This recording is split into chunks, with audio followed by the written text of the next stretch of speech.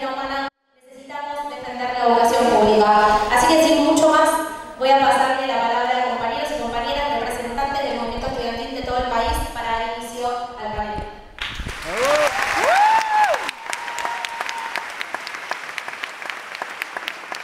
Bueno, como la bolilla, ¿quién toca por allá? Bueno, primero que nada, gracias por la invitación. Celebramos, por supuesto, estar acá profundizando en el federalismo. Creemos fuertemente en la unión de las herramientas políticas para la construcción y creemos que desde Cuyo tenemos mucho para aportar en ese sentido. Enfatizando también en nuestra responsabilidad que tenemos como militantes universitarios en poder en poder colaborar en la construcción del conocimiento científico para el desarrollo de nuestra patria. Solo eso y nada.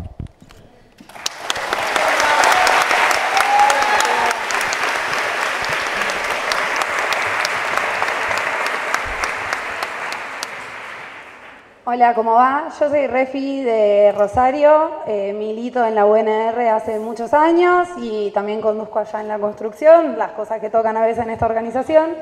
También el año pasado me tocó ser candidata dentro de la lista de consejo de Rosario Sin Miedo, representando a las juventudes y lo que venimos construyendo, pero también este proyecto político. La realidad es que está muy heavy en todo el país y está muy heavy también para quienes habitamos las universidades, porque cada día nos cuesta mucho más sostenernos en las facultades, cuesta mucho más poder ir a estudiar y mantenernos en la cursada, pero también les está costando a nuestros compañeros docentes, a nuestros compañeros y compañeras no docentes mantenerse. Estamos en un proceso de lucha muy grande y en ese sentido en Rosario encima la situación se agrava con la violencia, porque lo que se está recrudeciendo en todos lados, más se recrudece con el narcotráfico, con los pibes y las pibas entregados y entregadas directamente al narcotráfico sin un proyecto que los contenga. Así que parte del laburo que nosotros y nosotras hacemos allá en Rosario desde las juventudes es también contener para que nadie deje de estudiar, para que la agenda de tierra, techo y trabajo sea levantada por todos y todas y que ni un pibe se quede afuera no solo de estudiar, sino de tener un futuro posible. Muchas gracias.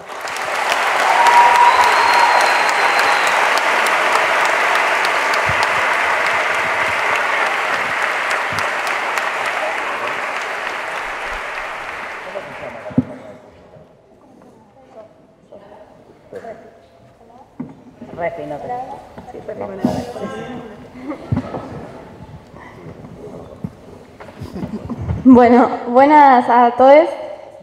Yo soy Mai, me dicen Maita. Milito en Lobo Suelto Moreno y en el movimiento estudiantil secundario de Moreno.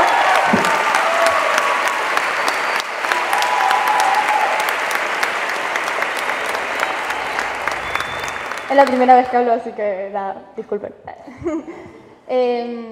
Bueno, nada, el movimiento estudiantil secundario, es la coordinadora de centros de estudiantes de Moreno y el año pasado, que nació a partir del asesinato laboral de Sandra y Rubén, que movilizó toda la militancia en Moreno.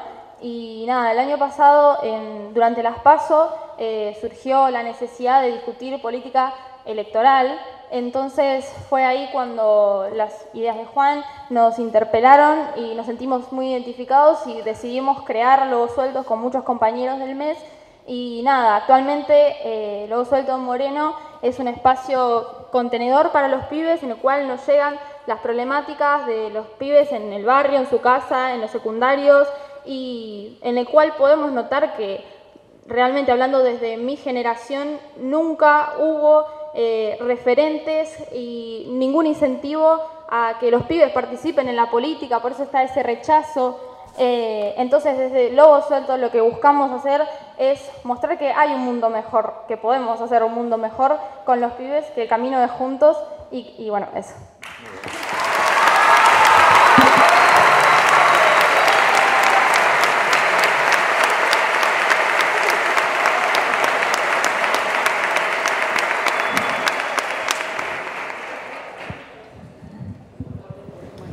Soy Ofe, no estudio nada.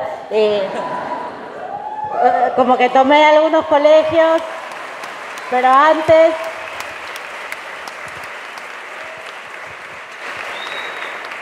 Igual voy a estudiar. Y estoy estudiando, pero es como medio una cosa así. Bueno, no importa. ¿Qué tal? ¿Cómo les va?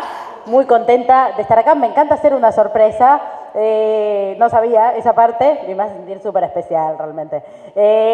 No vengo hablando mucho, entonces tal vez me va a costar un poco más. Estoy en un periodo muy introspectivo.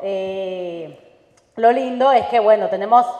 que creo que es algo que al campo nacional y popular a veces le cuesta procesar y organizar, en el Frente Patria Grande está un poco mejor, que es tener roles diferenciados. Él habla muchísimo, un montón, yo estoy pensando. Entonces me vengo dedicando más a pequeñas cositas que me gusta hacer, tipo carpetear libertarios, como encontrarle el contrato al hermano de Adorni, o a Juan Doe, y decirles, así que nunca en la puta vida iban a cobrar un peso del Estado, están cobrando 2,5 millones, mira qué loco, bueno. Es como mi pequeño momento de venganza personal porque llegaron al gobierno las personas como que, bueno, más me odian en el mundo. Entonces, por ahora me estoy dedicando a eso. Ahora ya le armé un concepto a mi estado actual parado sobre una frase muy conocida o importante entre nosotros, que es que al odio se le gana con amor. Yo creo que es verdad, pero que también se le puede ganar con resentimiento bien organizado.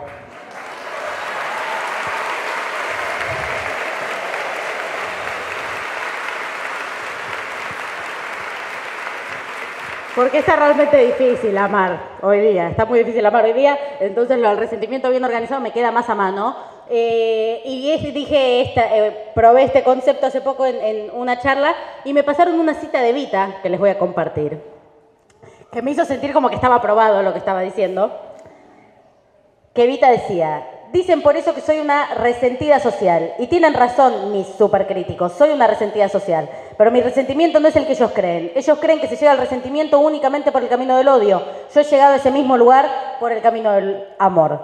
Y no es un juego de palabras, no. Yo lucho contra todo privilegio de poder o de dinero. Vale decir, contra toda oligarquía. No porque la oligarquía me haya tratado mal alguna vez. Por el contrario, hasta llegar al lugar que ocupo en el movimiento peronista yo no le debía más que atenciones. Incluso algún grupo representativo de damas oligarcas me invitó a integrar sus altos círculos. Mi resentimiento social no me viene de ningún odio, sino del amor por mi pueblo cuyo dolor ha abierto para siempre las puertas de mi corazón.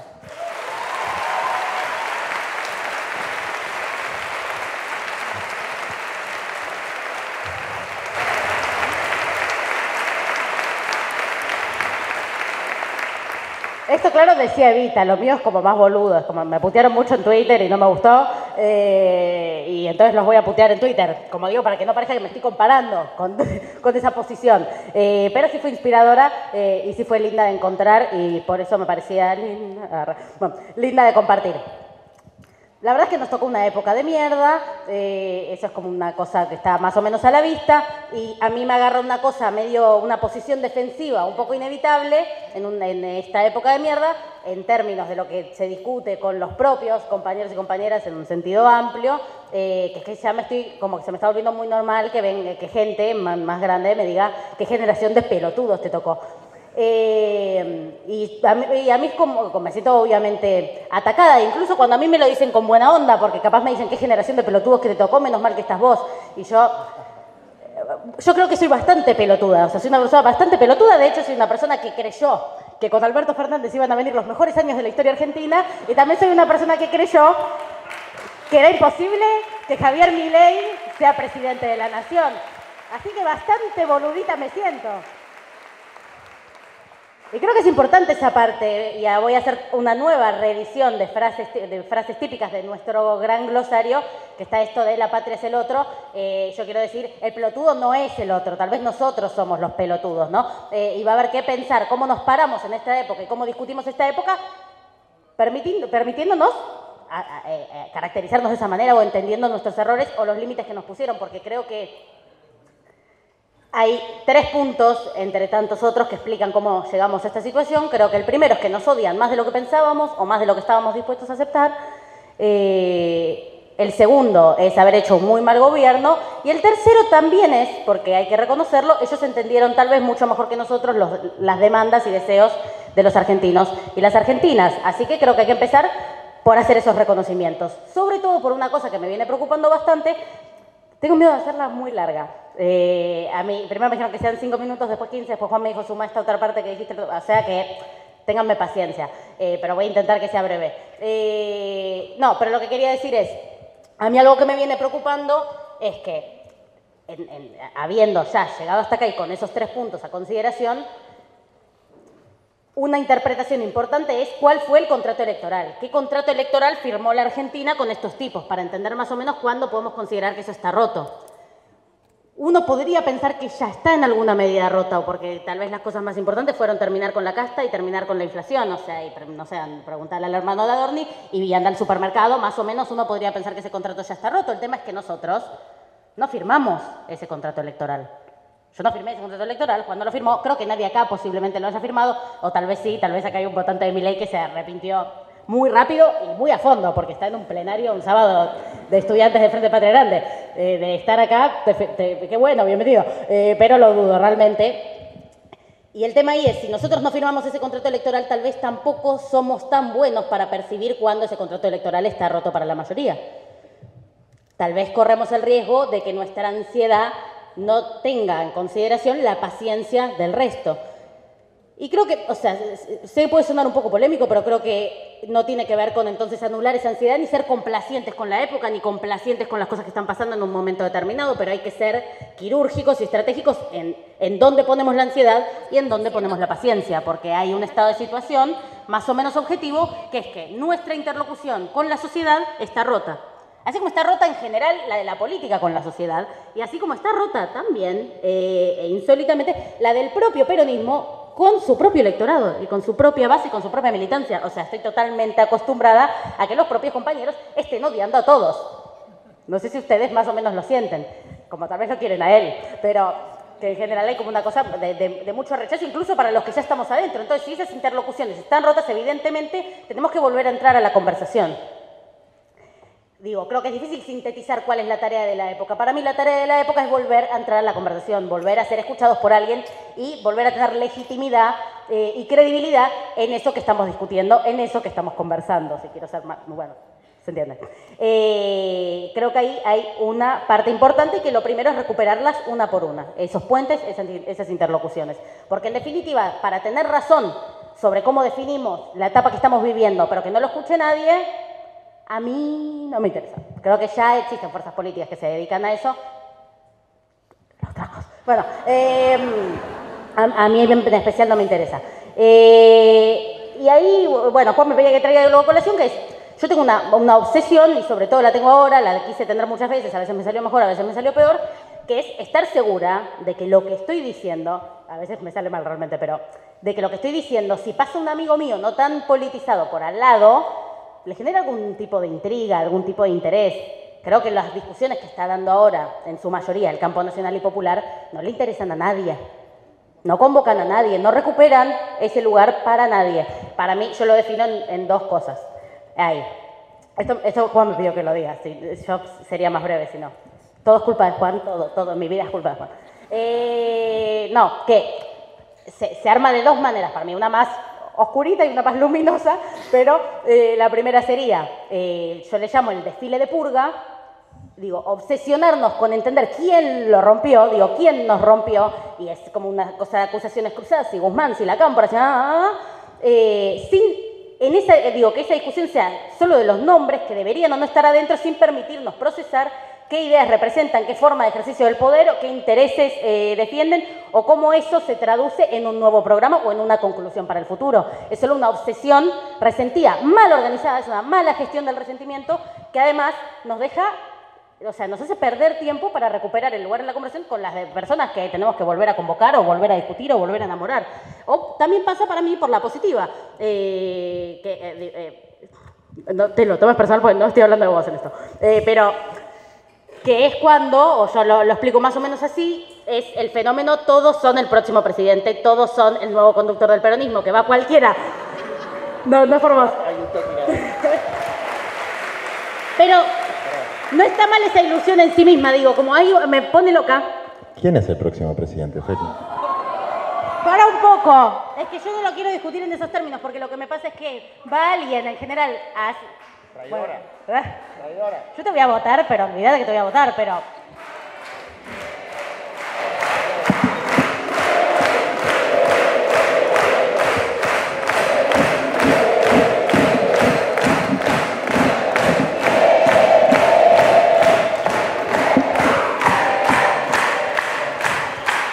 pero déjenme terminar la idea, si no parece regresivo lo que estoy planteando.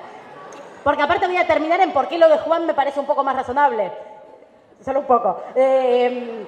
No, digo, como hay algo de va una persona 15 minutos a C5N, dice algo que está bueno y automáticamente vos ves que en Twitter es el próximo conductor del peronismo, el próximo presidente. Es como, me gustó eso que dijo, bueno, tiene que conducir el país. Bueno, lo entiendo, creo que es mejor quedarnos en me gustó eso que dijo, o sobre todo a los fines de, y en términos del lugar que tenemos hoy para la mayoría de la Argentina, hoy no estamos en condiciones de ganar ninguna elección y de que ninguno de nosotros sea presidente. La única manera de garantizar un sentido de posibilidad realista en eso es poder discutir con la sociedad, no candidatos a presidente, sino un programa, un problema real que la gente identifique y una respuesta concreta para ese problema. La diferencia tal vez entre Juan y otros es que Juan tiene esas respuestas. Entonces tal vez se trata más de ocuparnos de construir las mejores plataformas posibles, las mejores vocerías posibles para esas respuestas, para esas propuestas, para ese programa. Esa es mi percepción, tal vez me equivoco. Y digo, bueno, para reconstruir nuestra intervención política, también como en un sentido amplio, creo que es importante entender qué límites nos pusieron, digamos, en qué lugares ya estamos un poco complicados o vamos a tener que reinventar o repensar el idioma en el que hablábamos. Y una parte importante es el Estado. ¿Por qué tan agudo, no? Es el Estado. Estoy hablando, bueno. Porque creo que ahí tenemos un problema, una complicación cultural, si se quiere, que es que pareciera que a la gente no le importa tanto que el Estado esté en una situación de amenaza. Como tiene puesta algún tipo de expectativa ahí. Eso es llamativo, pero digo, creo que hay varias explicaciones. En algún punto yo creo que la sociedad argentina en este momento, en la medida que le es posible, privatiza su propia relación con lo que nosotros llamamos derechos. Es decir, su relación con eso que nosotros llamamos derechos, si puede, es privada, para ser más concreta. Si pueden pagar una escuela privada, van a preferir pagar una escuela privada. Van a elegir la pública si no pueden pagarla. Si pueden tener obra social o prepaga, van a preferir tener obra social o prepaga. La salud pública es si no podés tener lo otro. Si vos podés tener auto o una moto, vas a preferirla por sobre el transporte público y así puedo seguir. La gente establece una relación privada con sus derechos y eso es una invitación a la resignación. No, sino a repensar lo público. Y yo creo que además este gobierno va a generar por momentos una situación que es que, como va a mi manera de verlo, prácticamente eliminar a la clase media, muchos con esa aspiración, muchos con ese deseo se van a enfrentar a la imposibilidad material de tener esos derechos o garantizar esas cuestiones de manera privada. Pero eso los va a convertir inmediatamente en defensores de lo público, en reivindicadores de lo público, en orgullosos de lo público, como muchas veces somos nosotros. No, se van a sentir el resultado de una lógica de descarte, de una época de descarte, de una crisis particular. Entonces, nosotros tenemos que reconstruir cómo invitamos a lo público, qué es eso público y cómo lo vamos a cambiar. Entendiendo también los matices, porque el trabajo creo que es un poco quirúrgico, pero hasta que no ofrezcamos mejor educación, que no podamos describir qué es una mejor educación pública, qué es una mejor salud pública y etcétera, creo que va a estar muy complicado, aunque haya, creo yo, excepciones, y creo que la universidad debería ser una excepción. Y creo que lo que está pasando con las universidades públicas, sí, es difícil convertirlo en una situación ofensiva, creo que tiene que ser una situación defensiva, pero porque nuestras universidades están en otra situación, con problemas y todo, porque es así, son el emblema de la movilidad social ascendente en Argentina. Hay pibes que hoy son el primer universitario de su familia, eso hay que defenderlo como tal, hay que defenderlo a capa y espada, no se los tengo que explicar a ustedes nos lo tienen que enseñar a nosotros, los estudiantes nos lo tienen que enseñar a nosotros, que de vuelta me estoy desentendiendo ahí, pero y ojalá al resto del pueblo argentino, y en eso, bueno, obviamente, confío en ustedes, no sé, ojalá se les ocurra algo.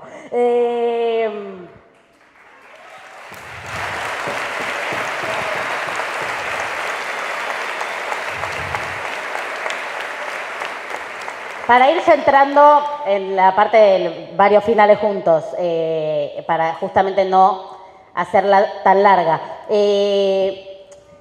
Creo que, para mí lo más importante es, como pienso en lo que me fue pasando estos meses, ¿no? Que en general, no sé, estaba en un kiosco y él me decía, Ofelia, no sé qué, esto en marzo se cae. O me prendía la tele y decía, esto en marzo se cae. Bueno, pasó marzo ya, ¿no? Y no estaría pasando eso. Y me parece importante porque creo que a veces tenemos problemas de autopercepción. No estamos en condiciones de que algo se caiga y que eso signifique que se viene una mejor Argentina. Hoy por hoy no estamos en condiciones de pensar eso. Eso no puede ser una ilusión que tengamos, o al menos yo no la considero de esa manera, sobre todo porque de vuelta nuestra ansiedad no marca la época en este momento, la marca la paciencia de otros. Entonces, pero creo que ahí el problema principal, como de la misma manera que esto para como los más ansiosos, que piensan que las cosas se explotan por el aire, pero también para los excesivamente pacientes que piensan que esto se va a resolver mágicamente, electoralmente, en 4 años, el problema en ambos casos es que no tenemos nada preparado. No pareciera que tengamos algo preparado. Entonces, para mí, la tarea es empezar a tener algo preparado. O encontrar que fuimos preparando. Y bueno, nada, eso era lo que quería decir. Y después, creo que si tenemos que, además de volver a convocar al pueblo argentino, también a mi entender hay una tarea particular y que creo que todos más o menos acá vamos a compartir, que hay que reconvocar a nuestra generación, que tiene justas razones para sentir un rechazo profundo por la política. Porque la verdad, o sea, a ver, uno, volviendo al principio, dicen como que generación de pelotudos, y digo, bueno, también nacer en el 2000 y haber crecido, vivido tu vida consciente con los gobiernos de Macri, Alberto Fernández y ahora Javier Milei, como que no dan ganas realmente de estar vivo. Bueno, pero eso como si lo llevamos a ese terreno, pero después lo podemos pensar en su escala práctica, en la relación con la vivienda, con la fragmentación del trabajo y tantas otras cosas. Hay que recuperar esa generación hablando de sus problemas, y hablar de sus problemas muchas veces no va a tener que ver con, ahora que algo está roto, juntar los pedazos, sino sobre eso que estalló, poner algo nuevo. En algunos momentos vamos a tener que pensar cómo se configura algo nuevo para una nueva dinámica de esos problemas que tienen una larga historia, pero ahora una nueva versión o una nueva dinámica. En eso yo me hago cargo de mi parte, en el sentido de que yo siempre, y es seguramente acá mucha gente ya me escuchó hablar muchas veces y va a decir, vuelve a robar con esta misma frase, pero le generé una cosa más. Yo siempre digo, yo soy hija de la democracia primero porque es lo único que conozco, hija del kirchnerismo porque es el que me invitó a la participación política, hija del feminismo porque es lo que me enseñó a reinterpretarla, pero también me considero madre, y repito, del gobierno de Alberto Fernández, madre en alguna medida, madre como persona que convocó a muchos otros a sumarse a esa experiencia, a sumarse a esa construcción, y la verdad me tengo que hacer cargo de que salió un hijo bastante raro. Me tengo que hacer cargo, es muy rara esta metáfora, sobre todo porque el remate, en términos de como filosofía de la crianza, es polémico, pero hay que tener un segundo hijo. No hagan esto en sus casas, o sea, si su primer hijo es medio idiota, no es que se resuelve con otro. Es como que hay que laburar en ese, pero ya habiendo pasado el tiempo...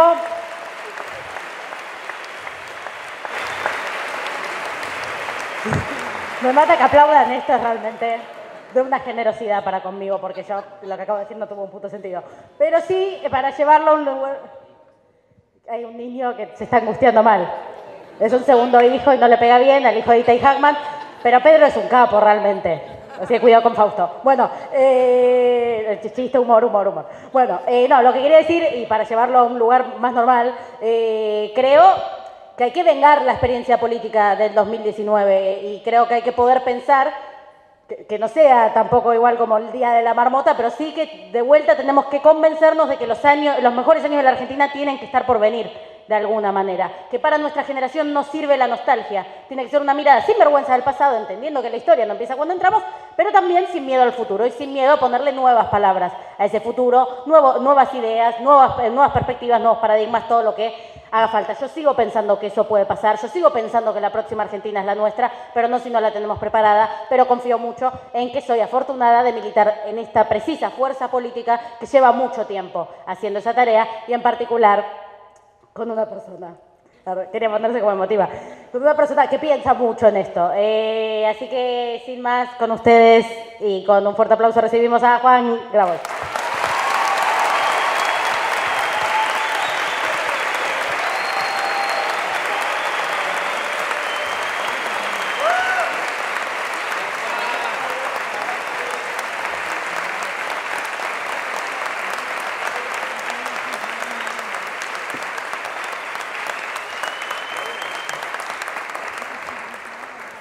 Buenas tardes, compañeras.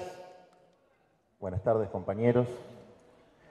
No se imaginan la enorme alegría que es para mí estar acá con ustedes. Estar con las pibas, los pibes, los estudiantes y estar con los más humildes es lo más lindo que le puede pasar a un militante, a un dirigente, porque la alianza estratégica siempre fue para los procesos de avance, la unidad de la juventud y el movimiento estudiantil con la clase trabajadora y los excluidos, y esa alianza que tenemos que reconstruir y fortalecer es la que nos va a sacar de esta oscuridad que está penetrando cada rincón de la patria, los corazones de nuestro pueblo. Así que esas dos alegrías se suman a una particular, que es polemizar con Ofelia cuando ella ya no puede responder porque el micrófono lo tengo yo. Podrías haber dicho, nada disfruto más que con estudiantes, el pueblo y Ofelia. Bueno, pero ahora no te voy a prestar más el micrófono. Evidentemente Ofelia pasó un proceso de maduración y transformación extraordinario, porque pasó de ser el hada verde del aborto a una apología a la maternidad.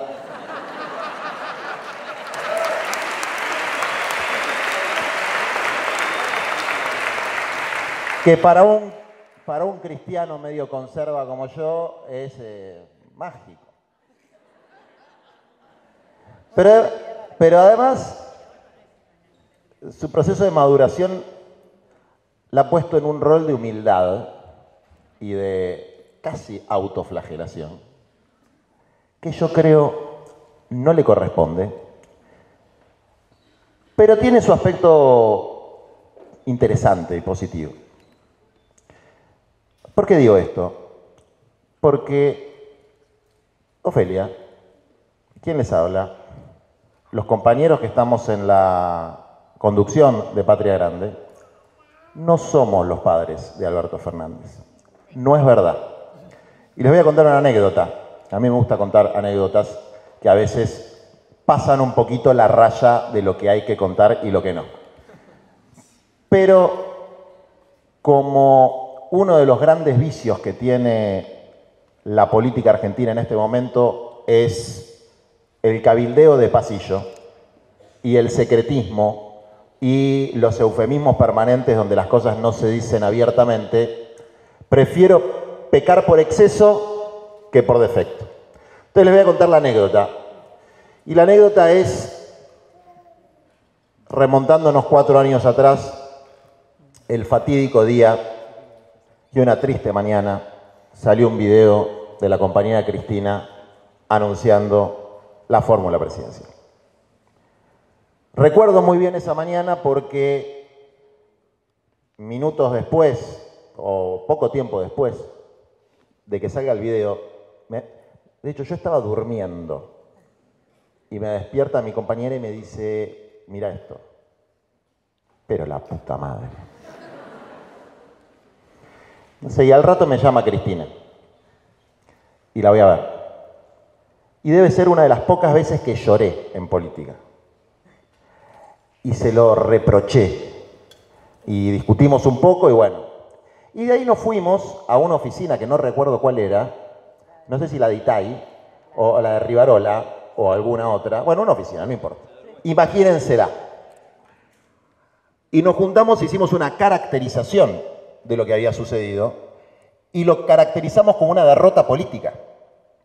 Porque, no sé si recuerdan, nosotros hicimos una fuerte campaña que creo que tuvo un impacto muy, muy positivo en el sentido en el que nosotros queríamos condicionar el proceso político, que básicamente decía, ella le gana. Y nuestra posición en ese momento, cosa que reafirmo, era que le íbamos a ganar las elecciones a Macri con Cristina como candidata. Y muy distinta hubiese sido la historia si la fórmula hubiese sido inversa. Porque de vice, Alberto capaz que podía andar. Y si no, tampoco. Calienta demasiado. Entonces, esa caracterización que fue común, y además fue pública, tiene implicancias. Tiene implicancias.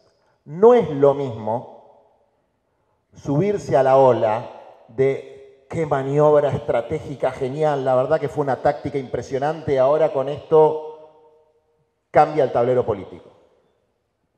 ¿Qué es la onda de los genios de la política?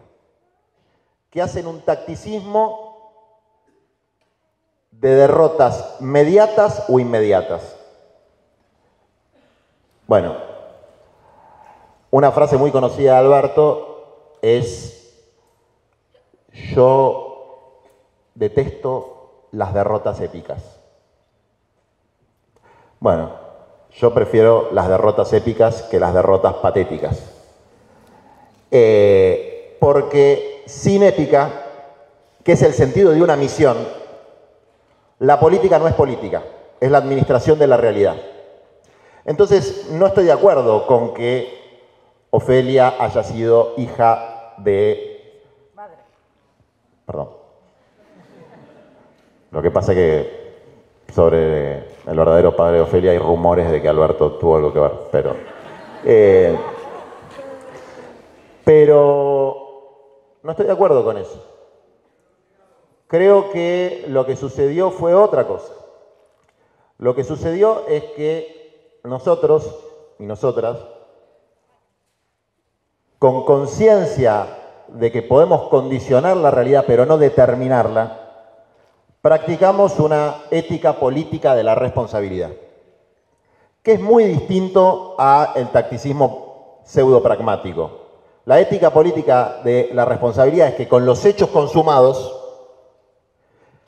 frente a la derrota de lo que no logramos, hay que asumir la realidad que tenemos enfrente, diciéndole al pueblo la verdad, diciendo nuestras posiciones, pero después haciendo lo que es mejor para la patria. Y eso fue precisamente lo que hicimos en el 2019. Planteamos cuál era el camino que nosotros considerábamos el adecuado para la recomposición de un proceso de avance en la República Argentina, que era con Cristina a la cabeza. Perdimos esa discusión y después acompañamos lo que era mejor para nuestra gente. Y lo acompañamos críticamente, que tampoco es lo mismo que hacer leña del árbol caído. Y esto es un problema profundo de la ética individual, colectiva y política. Las cosas hay que decirlas cuando pasan. Si te haces el boludo y después cuando el árbol cae agarrás el hacha y empezás a pegar, entonces un día Alberto era alto, rubio y de ojos celestes, para utilizar los paradigmas de belleza hegemónica, y al otro día era el tipo más hijo de puta del planeta Tierra. ¿Pero qué te enteraste ahora? ¿No tenías una caracterización previa? Bueno, ¿te equivocaste o no lo decías? Y lo mismo pasó en 2023, con una diferencia, y es que nosotros, al no poder torcer las definiciones políticas, nos plantamos en una posición que no fue un regalo de nadie, que no fue una táctica de nadie, que fue nuestra posición política, de que no íbamos a aceptar por tercera vez a un representante de la derecha encubierto en el peronismo como candidato a presidente de la Nación.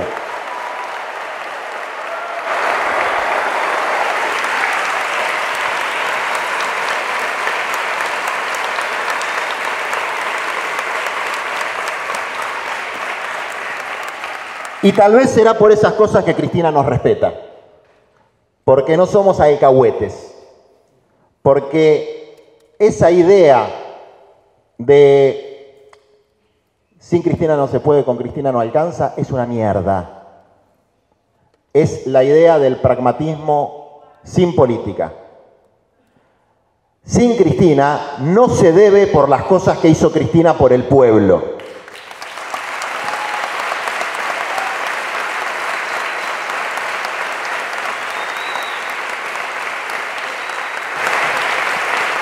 Pero al mismo tiempo, el ejercicio del pensamiento crítico y nuestra esencia como una fuerza que asume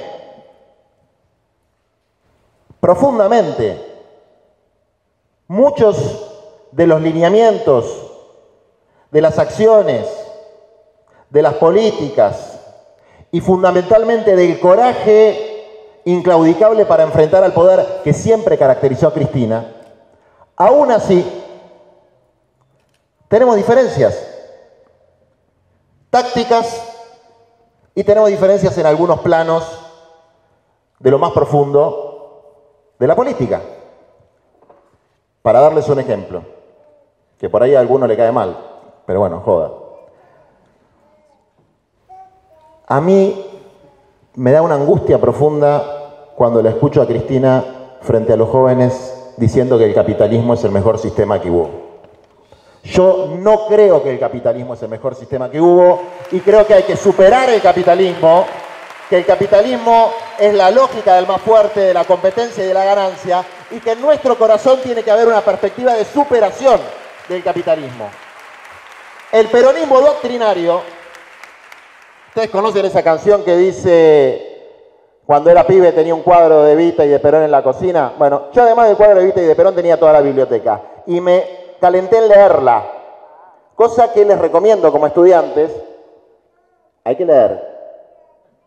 Además de escuchar lo que decimos los dirigentes, los programas de streaming y esas cosas, que si empiezo a explicar se va a notar que soy un señor de 40 años que ya quedó medio de modé. Además de eso, hay que leer mucho. Porque una doctrina, que es un conjunto de ideas, y en el caso particular de la doctrina justicialista, es un cuerpo de pensamiento muy amplio, de muchos tomos, de muchos discursos recogidos en distintos libros que se pueden conseguir. No es el capitalismo nacional. Eso es mentira. No es verdad. El justicialismo es otra filosofía. El capitalismo es una lógica donde en el centro está la ganancia. Nuestras ideas humanistas, justicialistas, sanmartinianas, bolivarianas, ponen a la patria y al pueblo en el centro, no a las ganancias de las corporaciones. Y eso es un planteo que de ninguna manera puede llamarse capitalismo.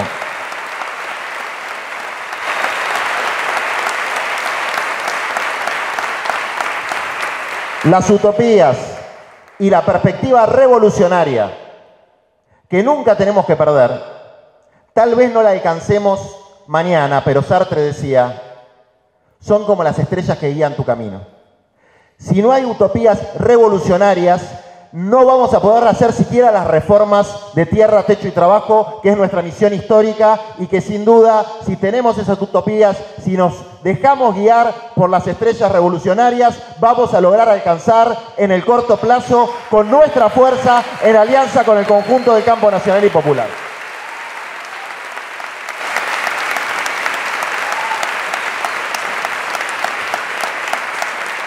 Y me sigo desviando de lo que tenía pensado decir gracias a la intervención de mi querida compañera Ofelia Fernández. Muchas gracias.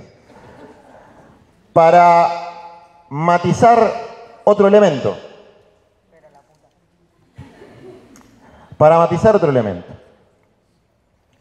Y ese otro elemento tiene que ver con el equilibrio entre las ansiedades y las paciencias. Y es cierto que el vanguardismo sin pueblo es una desviación grave, es verdad. Pero también es cierto que los estados de ánimo, también es cierto que la predisposición a la lucha, también es cierto que las correlaciones de fuerza solamente se cambian si uno tiene una posición de oposición frontal frente a un proyecto deshumanizador y la plantea tajantemente desde el momento uno. Y eso es lo que nos está pidiendo una parte fundamental de nuestro pueblo. Muchachos, prendan los motores, ¿qué está pasando? Nos están aplastando cultural, económica y políticamente. Nos están saqueando. Están abriendo todas las compuertas de la patria para una nueva invasión colonial y nosotros parece que estamos durmiendo la siesta. Entonces, lo que yo les planteo es, si tienen ansiedad, refuercen su ansiedad porque hay que calentar los motores, hay que apretar el acelerador y hay que ir adelante porque si especulamos hoy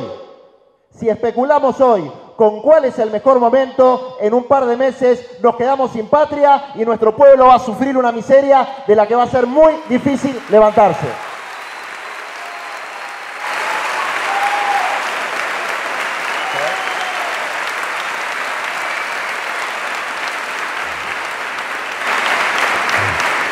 Ofelia se está quejando de que la estoy usando para hacer mi arenga. Porque ella no estaba diciendo eso, malinterpretando su planteo. Pero es un recurso retórico. No te gustó, lo entiendo. Como todos saben, el profundo amor que tenemos por Ofelia no merece, digamos, prestarle demasiada atención a que se haya sentido así. Si podemos cantar, ¿cómo cantábamos? Ofelia, ¿cómo era la canción de Ofelia?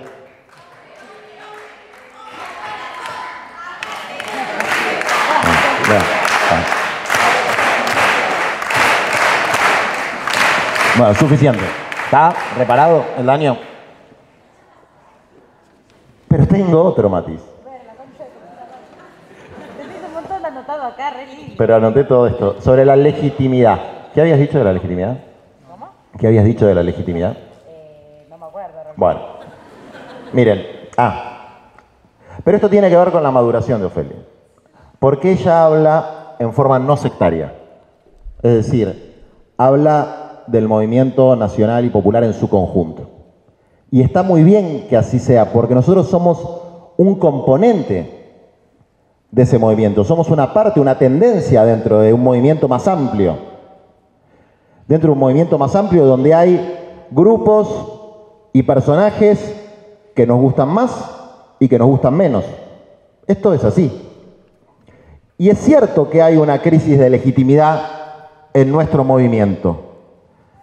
Pero así como hay que hacerse cargo de algunas cosas, no hay que hacerse cargo de todo. Nuestra fuerza, ni Ofelia, ni yo, ni ninguno de nuestros dirigentes tiene un problema de legitimidad. A nosotros el pueblo en gran medida nos reconoce por la consecuencia que hemos tenido en nuestros planteos desde el primer momento, oponiéndonos al acuerdo con el Fondo Monetario Internacional, oponiéndonos a ir para atrás con la selección de candidaturas, oponiéndonos a haber retrocedido con Vicentín, y eso es un, entre comillas, capital de todos los que estamos acá y que lo tenemos que hacer valer. Y que ustedes lo tienen que hacer valer en sus universidades. Porque nosotros en cada contradicción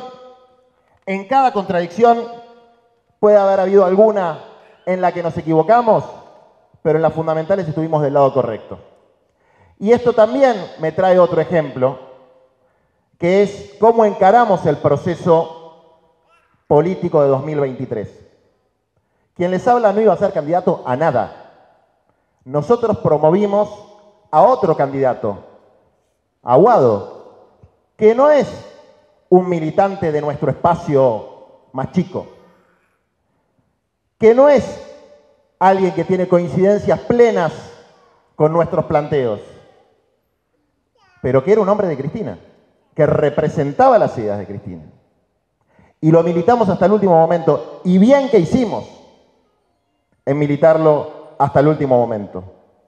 Y cuando eso se cayó, en una situación que no se tiene que volver a repetir, le guste a quien le guste lo que estoy planteando, ¿y qué es lo que no se tiene que volver a repetir? Que esta maravillosa militancia popular que tenemos se entere por la televisión a las 7 de la tarde que el candidato oficial iba a ser Massa, y por suerte, y en esto Cristina dio lugar, y por suerte, nosotros ya teníamos los avales preparados para presentarnos y permitir una alternativa para los que no aceptábamos eso, que era un retroceso en la conciencia política del campo nacional y popular. Entonces,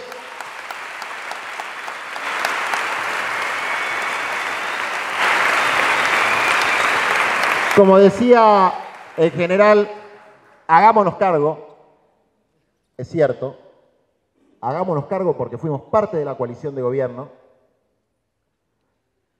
pero en su medida y armoniosamente, no tanto. Porque hay muchos que tienen muchísima más responsabilidad y no se hacen cargo. Entonces, hagámonos cargo, pero no tanto. Bueno, terminé mi polémica con Ofelia. Sí, pero bueno, viste cómo son las cosas. Jodido esto. Hay dos tareas de toda nuestra militancia. Una es organizar la bronca. Y la bronca se acumula. Hay mucha bronca y hay mucho sufrimiento. Hay mucha bronca y mucho sufrimiento que cada vez se vuelve más desesperante. Y como siempre que hay bronca, que hay sufrimiento, que hay degradación, si esa bronca, ese sufrimiento, esa degradación no se organiza y no se canaliza políticamente, en vez de estallar hacia afuera, explota dentro. Explota dentro de nuestras familias, explota dentro de nuestros barrios, explota dentro de nuestros territorios, explota de nuestra propia salud mental. Y eso es lo peor que le puede pasar a un pueblo, que es la lenta muerte de la desesperanza. Y organizar la bronca es construir la esperanza de una alternativa. Son dos caras de la misma moneda.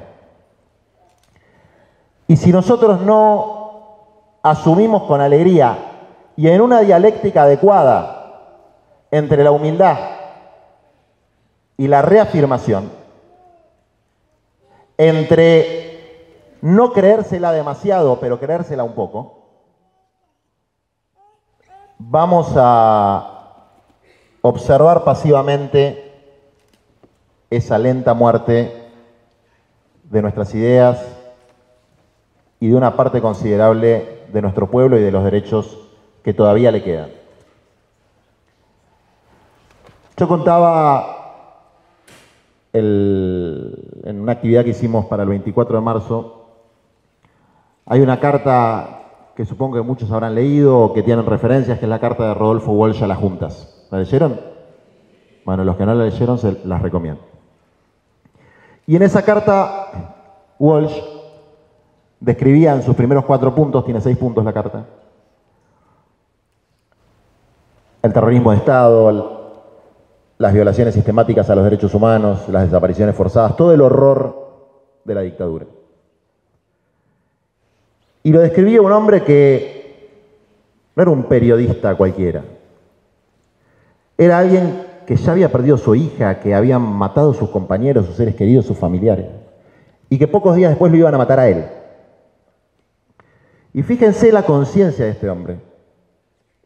La conciencia del rol de un militante popular. Que en el punto 5 él dice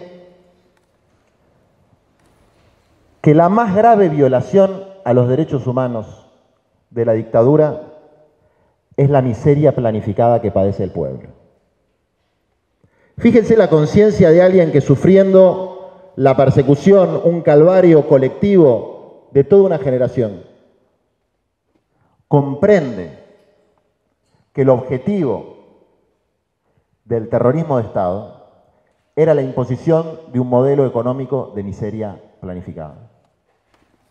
Y hoy estamos viviendo una ofensiva contra nuestro pueblo que puede recibir tranquilamente la descripción de miseria planificada, porque es precisamente lo que estamos viendo. Y esa miseria planificada, si uno sigue leyendo la carta de Walsh, tiene muchos puntos en común con lo que hoy sucede. Muchos puntos en común.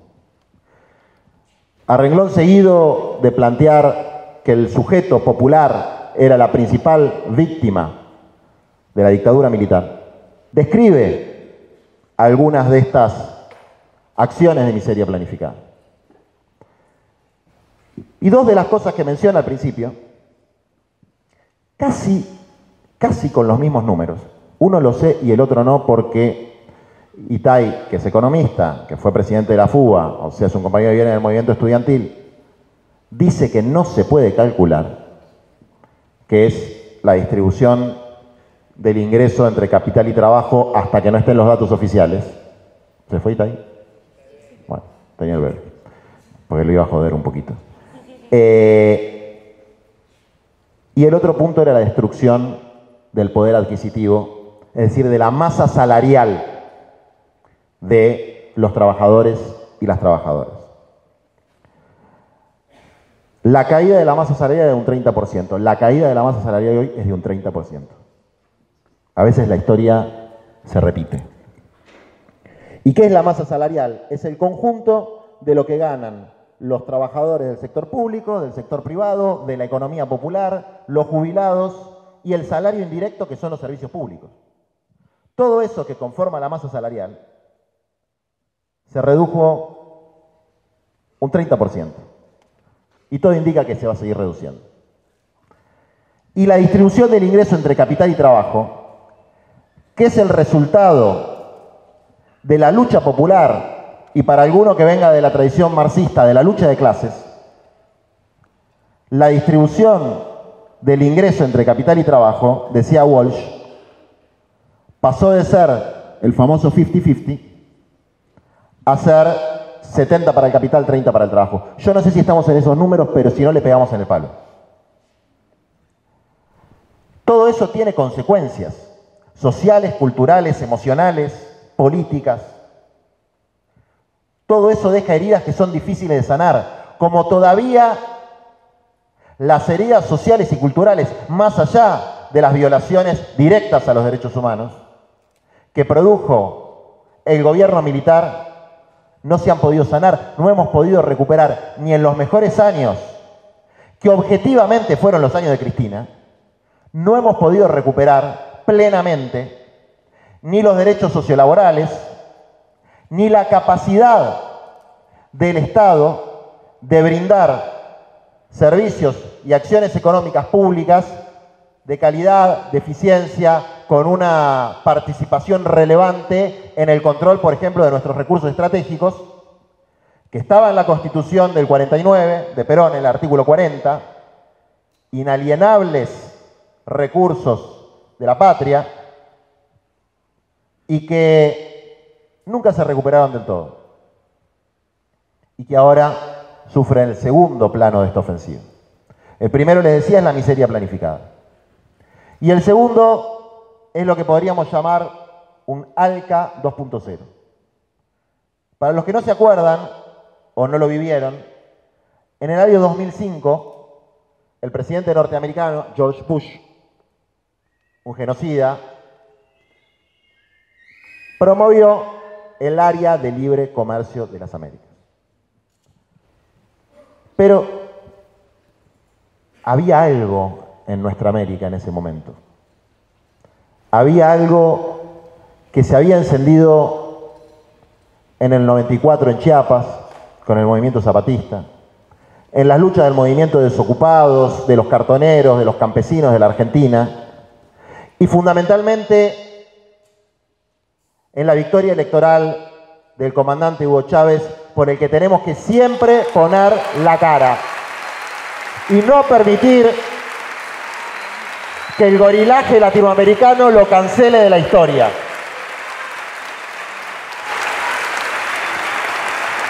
Porque fue él quien recuperó para nuestra conciencia colectiva los sueños del libertador San Martín y de Bolívar, los sueños de Artigas, que es hacer de Latinoamérica una sola patria grande, justa, libre, soberana y humana.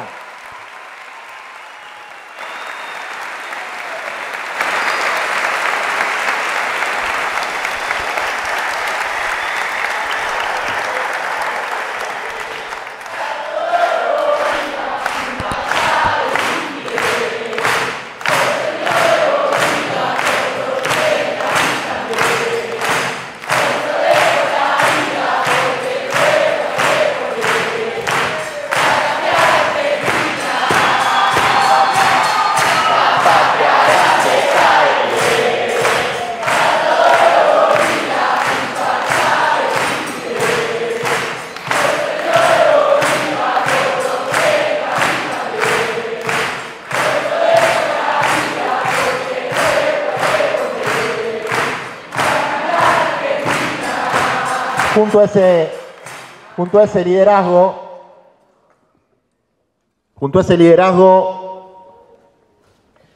fueron surgiendo al calor de las luchas de los pueblos, no de un repollo, porque ningún dirigente y ninguna dirigente sale de un repollo, sale de los procesos sociales y después, si tiene las agallas, la capacidad, puede representarlos dignamente.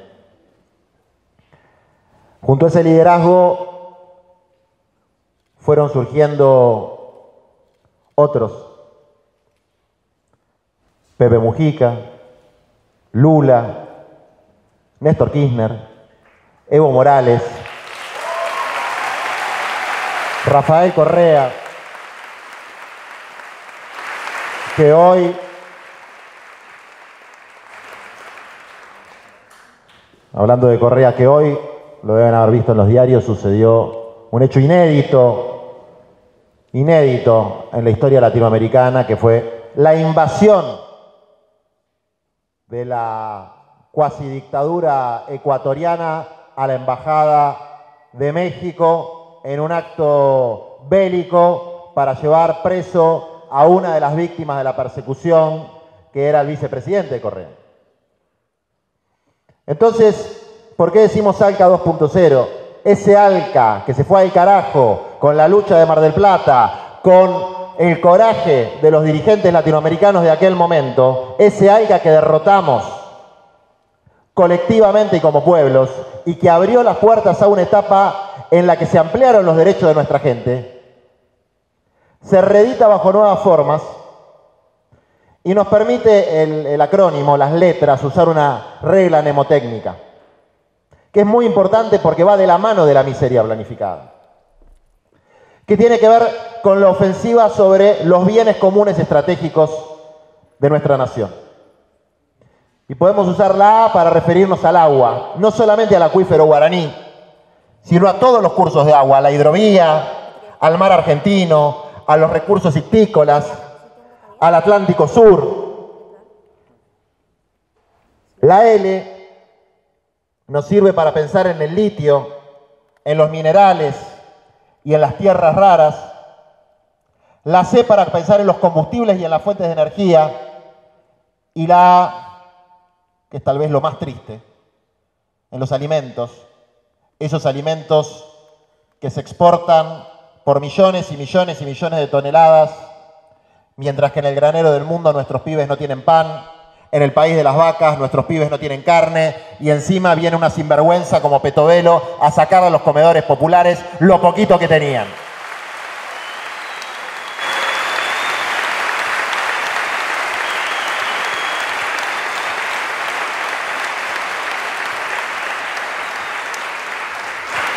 Y así podemos ver qué tremenda vocación de colonia que existe. Cuando a un día de la conmemoración de los veteranos de Malvinas, de los pibes que dejaron la vida defendiendo la soberanía bajo una junta militar que conforma un informe que les recomiendo, que es el informe Rattenbach, que hicieron los propios militares sobre la guerra, merecían el fusilamiento por el desastre que habían realizado en la guerra, violando los derechos humanos de sus propios soldados y siendo cobardes en el planeamiento estratégico del conflicto. Esos que sabían torturar embarazadas, pero que no supieron estar a la altura de las circunstancias cuando tenían el enemigo enfrente, al día siguiente, deshonrando a esos soldados, el representante de la nación argentina, electo democráticamente, que tiene legalidad pero cada vez tiene menos legitimidad, fue a hacer una obscena demostración de servilismo frente al Estado norteamericano, arrodillándose a lamerle las botas a la comandante del Comando Sur, una general de 5 estrellas que se llama Laura Richardson, y diciendo algo que yo no había escuchado nunca de bocas de un representante importante de la Argentina. Sí, tuvimos a un tipo que se llama Furí, que firmó un pacto con Duncan, y este Duncan escribió un libro y decía, este tipo estaba borracho. ¿Y saben que sigue cobrando un sueldo de la Cancillería? ¿Con la tuya? Furí. Bueno, pasó eso, sí. Pero yo nunca escuché que alguien diga, bueno, ahora que vamos a tener un puerto, nuestros países tienen la puerta de entrada al continente blanco. Eso es una cesión de soberanía y es una clara traición a la patria que vamos a hacerles pagar cuando llegue el momento de hacerlo.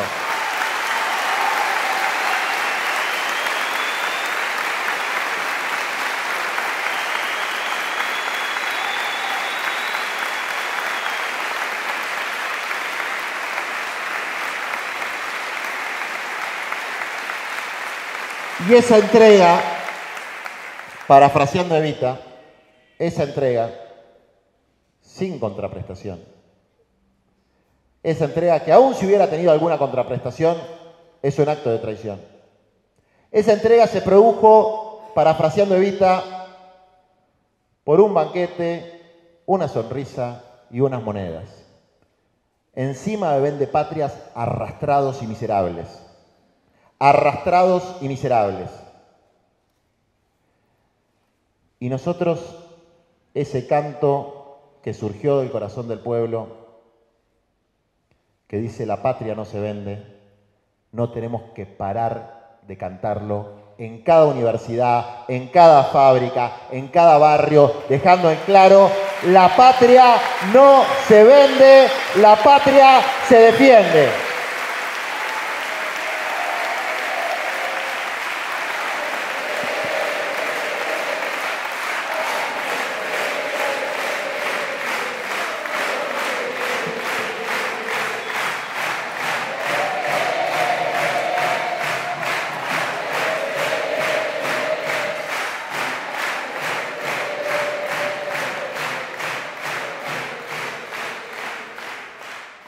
Entonces, hablamos de miseria planificada, hablamos del ALCA 2.0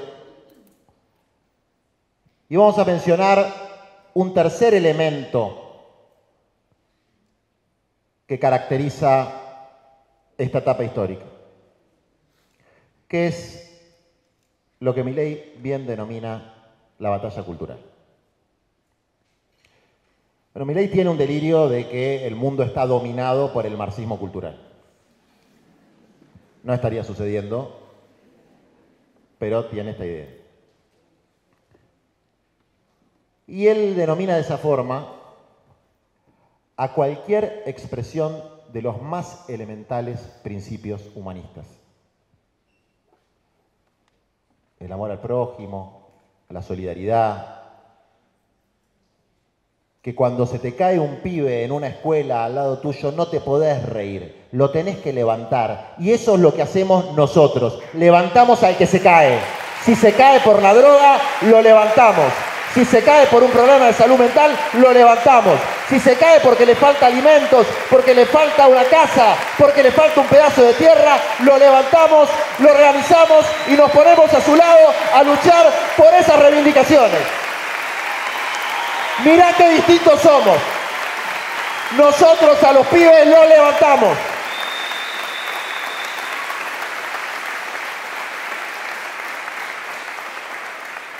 Y esa pelea, si la perdemos, es la más irremontable. Si logran inocular el veneno del individualismo, del egoísmo, del descarte, del desprecio al otro, si logran eso, ahí sí, cerremos todo, compañeros, y esperemos que venga una nave espacial a resolver los problemas. Pero no la van a ganar esa pelea. Y para eso están ustedes y para eso estamos todos nosotros. Esa pelea tiene su aspecto filosófico y su ética, que desde el punto de vista de ellos es la ética, insisto, de la codicia como un factor como un motor positivo de las aspiraciones humanas. La codicia no es una virtud. Donde la dignidad heroica, que es el más alto rango que la cultura occidental le da a una persona o a un pueblo, la tienen los empresarios, como dijo en Davos, son los héroes. Y no solamente los héroes, son las víctimas. Las grandes corporaciones no solamente son héroes, sino que son víctimas de las trabas que le ponen el Estado y los grupos de interés. Que eso tiene que ver con la estrategia que tienen ellos, que ahora vamos a hablar.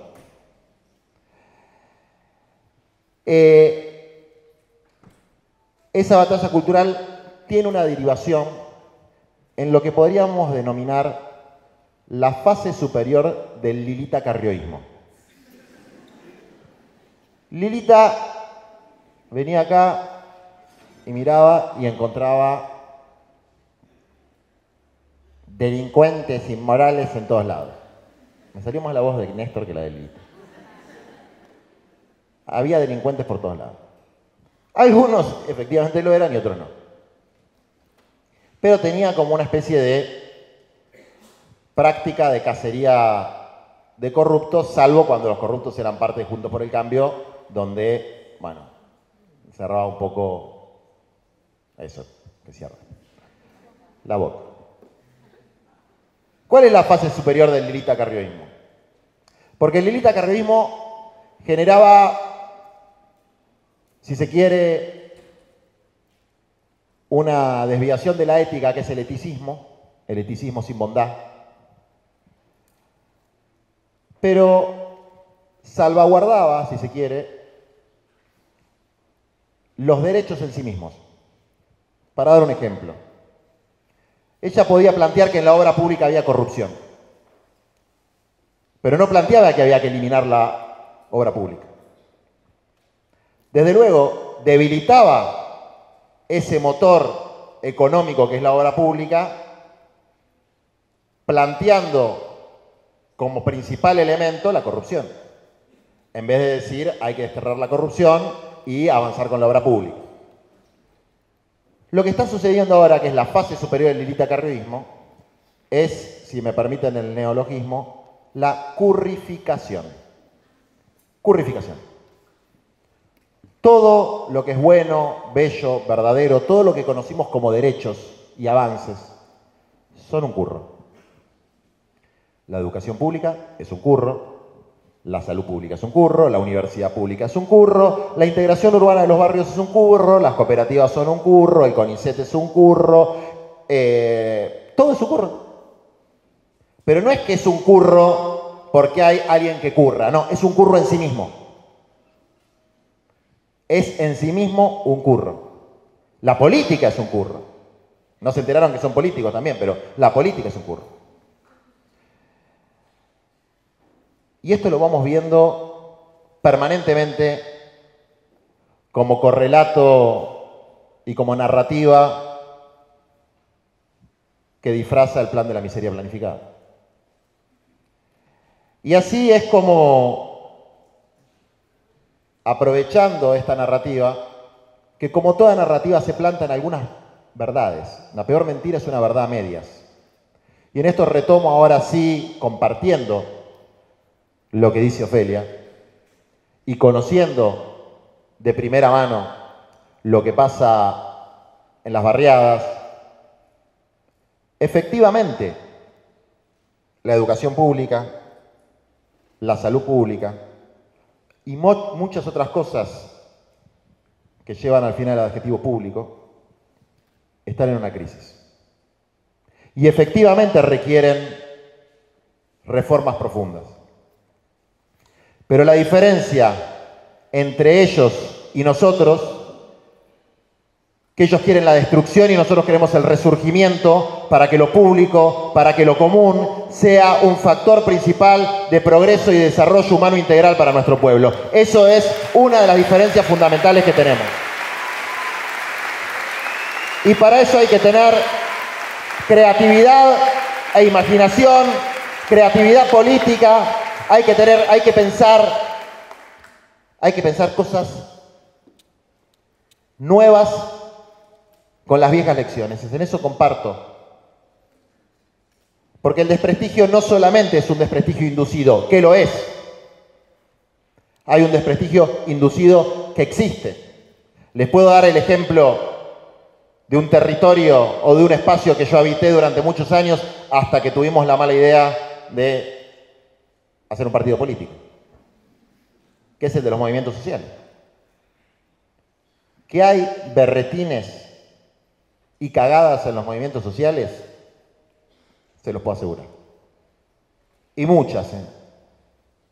Ahora, que los movimientos sociales, que el trabajo sociocomunitario fundamentalmente de las mujeres, que el trabajo de los cartoneros, de los campesinos, de los vendedores ambulantes, de los pibes que salen de la cárcel y encuentran en las cooperativas un lugar para mejorar su vida, de los pibes que están caídos en las drogas y encuentran en nuestras casas comunitarias un lugar para reinsertarse en la sociedad y sanarse de esas heridas. Que esa ha sido la barrera de contención para que el narco no penetre en todo nuestro país, yo no tengo ninguna duda. Y que hay que reivindicar y reforzar el rol de la comunidad organizada, no tengo ninguna duda. Pero es cierto que han logrado deslegitimar eso, muchas veces con la inestimable ayuda de muchos compañeros y compañeras nuestras, que tal vez sin comprender muy bien, hablaban livianamente de los planes, sin entender que los planes son salario social complementario de gente que está efectivamente trabajando, entre ellos cientos de miles de mujeres que realizan tareas sociocomunitarias, cientos de miles de mujeres que además estuvieron en el peor momento de la pandemia poniendo el cuerpo, la cabeza y el corazón, y que hoy muchas de ellas son mártires de esa batalla, que fueron el ejército invisible contra el virus y contra el descarte, y que tenemos que honrarlas como heroínas de nuestra patria.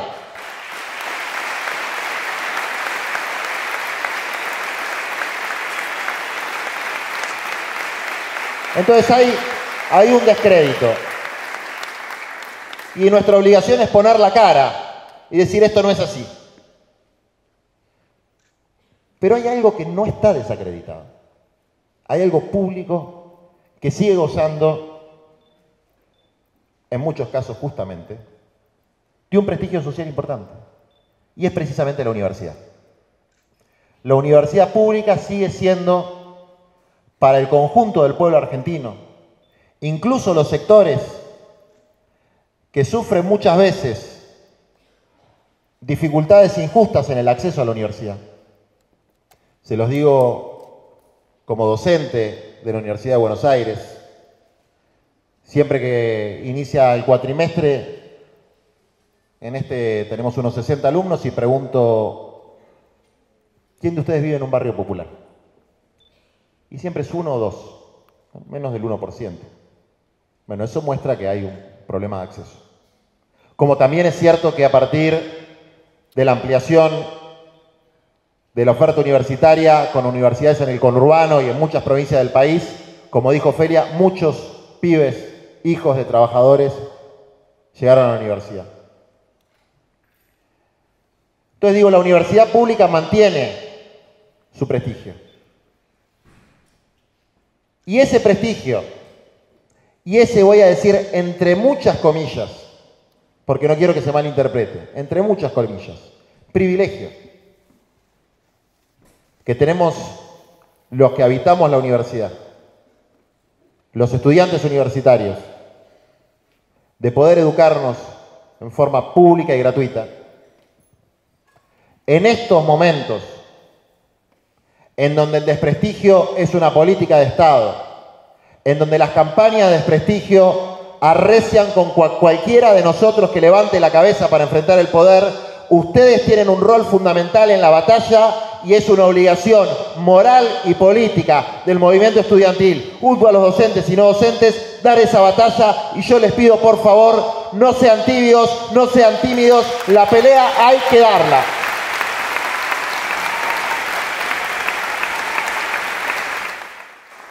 Y motivos sobran.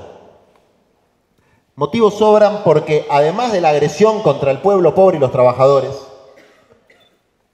además de la agresión contra todo aquello que llamamos derecho y ahora nos quieren decir que son curros, hay una agresión específica que ustedes deben de conocer bien contra el sistema universitario.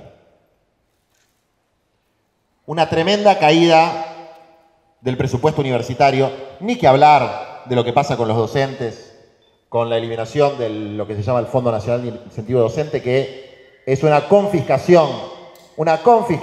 Ellos que tanto les gusta hablar de la propiedad privada, han confiscado a los trabajadores el 20, el 30% de su única propiedad, que es lo que ganan poniendo su corazón, su fuerza de trabajo, su experiencia, que es el salario. Eso también es una confiscación. Digamos, es la única confiscación porque nosotros no confiscamos nada, ni siquiera expropiamos. Ellos cuando tienen que confiscar no tienen ningún problema, ningún problema. Saben tocar los botones correctos para confiscar. Ni que hablar de eso, ¿no? Pero en el sistema universitario, además de eliminar las becas Progresar,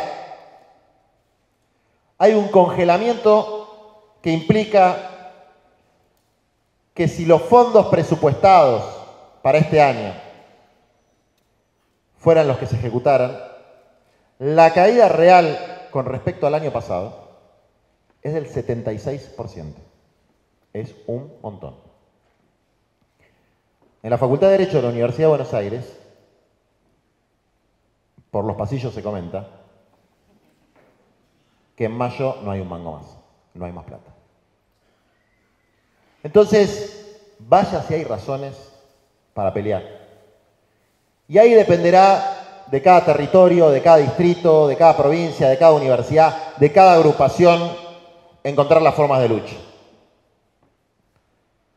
Espero que en la Facultad de Derecho, en los próximos días, Patricia se tenga que meter el protocolo en el bolsillo y llenemos la Avenida Libertador con una clase pública.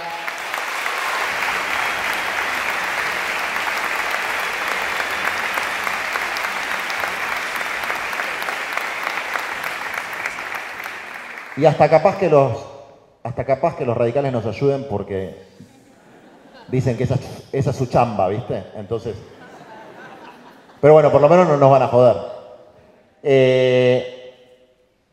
¿Cuál es la importancia, entonces, que creo que además de las generales que les caben como militantes populares, sean más jóvenes, sean menos jóvenes, sean secundarios, sean universitarios, son militantes populares?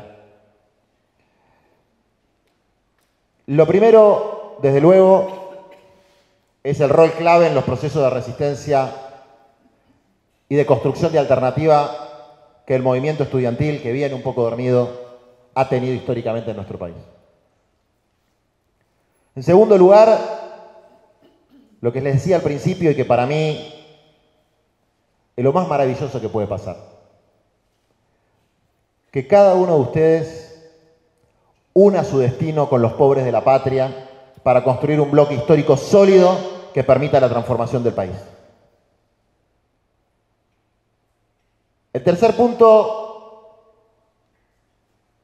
relacionado con este es su aporte en la construcción del movimiento social y en el ejercicio de la lucha en uno de los más importantes terrenos de batalla, que junto al político, al social, al sindical, al jurídico, tenemos que abrir frente a este proyecto destructivo, que es el territorio de la solidaridad. Y que es que, ojalá, la mayor parte de los que hoy están aquí y los que no pudieron venir puedan sumarse a una brigada de alfabetización, puedan sumarse a una brigada de salud, puedan sumarse a una brigada de deportes, puedan sumarse a una brigada de alimentación, de las que van a esas periferias de la patria que hoy parecen ser el objeto preferencial de la tirria, del odio, del saqueo y de la miseria que tiene este gobierno. Así que les deseo, porque van a ser muy felices y además van a hacer mucho bien, que unan su destino al de los más pobres en términos concretos estando con ellos, acompañándolos respetuosamente en sus luchas y sus procesos de organización. Y hay otro elemento que es fundamental, y es su aporte a lo que nosotros llamamos el Plan de Desarrollo Humano Integral. Porque Ofe decía con razón que hay un cierto déficit de propuestas y de qué hacer y de qué es lo que vamos a hacer cuando pasemos de la fase agonal de la política, que es la batalla política, a la fase arquitectónica, que es la construcción de la política pública y la construcción del bien común. Bueno, nosotros algunas ideas tenemos. Un planteo claro nuestro es que hay tres elementos que se tienen que conjugar para que haya un proyecto político de avance y cambio profundo. Y el primero de ellos es que tenemos que seguir construyendo nuestro plan quinquenal. Porque la planificación de lo común es la antítesis del neoliberalismo.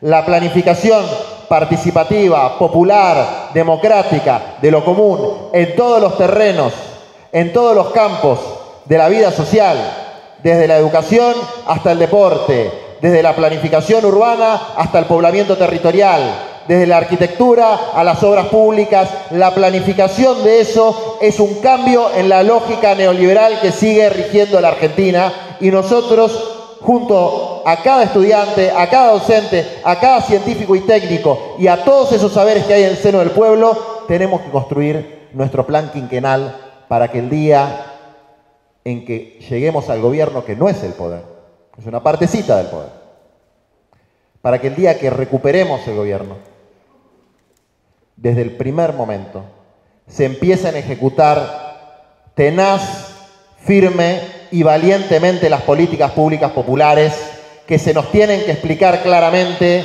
si el candidato es otro, y si vamos nosotros van a estar claritas desde el principio. Y no voy a hacer la broma que hice hace un año en este mismo salón, porque después se convirtió en realidad, pero para el otro lado, que empecé a decir todos los decretos de necesidad de urgencia que íbamos a dictar. Decreto número 1, distribución de 1 millón de lotes con servicio para las familias sin techo. Y así dijimos 10.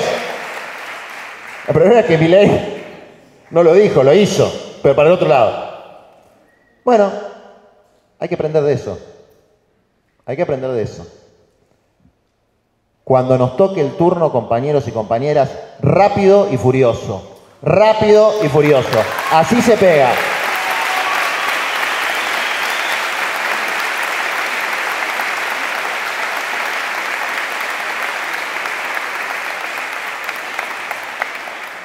Y ahí tienen un rol fundamental ustedes, porque están en todo el país, porque tienen, o deberían tener, los invito a que tengan si no lo tienen, pero seguramente lo tienen, vínculos con los especialistas en los distintos temas, con el complejo científico técnico, con los barrios, con las organizaciones sociales, con los sindicatos.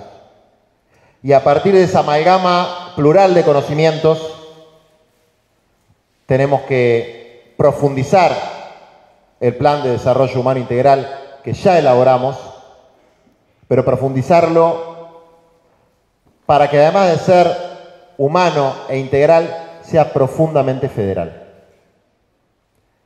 Y acá hago una pequeña digresión sobre el federalismo. Desde luego que quien no asume que en la Argentina existe una matriz y una estructura de poder profundamente unitaria, porteñocéntrica, no está viendo la realidad. Vos tendrías que ser una federal bonaerense como los rosistas. Desde luego que cuando tengamos el gobierno y la mayoría en ambas cámaras, una de las primeras leyes que vamos a sancionar, perdón, para los porteños, vamos a sacar la capital federal de la Ciudad de Buenos Aires. Esa, no tengan duda, lo vamos a hacer. Es muy importante hacer eso. No siempre la capital estuvo en la Ciudad de Buenos Aires. Eso fue el resultado de la derrota del proyecto latinoamericanista. No, es así. Es objetivamente así. La traición que sufrió Artigas. Bueno, en fin, no me voy a poner a hacer una clase de historia. Pero hay una desviación inversa a esa que hace que hoy Dios esté en todos lados, pero atienda en Buenos Aires, cosa que, bueno, teológicamente está mal dicho, pero se entiende la metáfora. Hay una desviación inversa que es tanto o más peligrosa y dañina, que es la balcanización. Y eso tiene que ver con el auge de los provincialismos, de los localismos. Entonces, aparece el fueguismo, el neuquinismo, el cordobesismo, el rosarismo, etcétera, etcétera. Misionerismo, el rionegrismo. No hay proyecto nacional si esa lógica avanza. Porque no es una lógica en la que el conjunto de las provincias de la Argentina profunda se rebelan contra el centralismo porteño. No es lo que está sucediendo.